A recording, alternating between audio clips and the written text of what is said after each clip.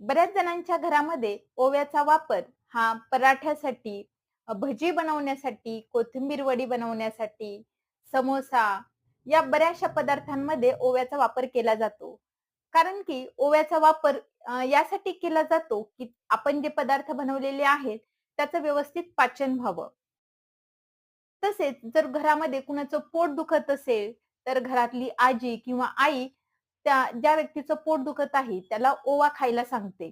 तर अशा ह्या ओव्याचा उपयोग फक्त पचनासाठी तसेच पोटदुखीवरच नसून बऱ्याचशा व्याधींमध्ये, बऱ्याचशा विकारांमध्ये ह्या ओव्याचा उपयोग केला जातो. आजच्या व्हिडिओमध्ये आपण ओव्याचे काय गुणधर्म आहेत, कोणकोणत्या व्याधीवर कशाप्रकारे ओव्याचा उपयोग होतो, याबद्दलची माहिती सांगणार आहे.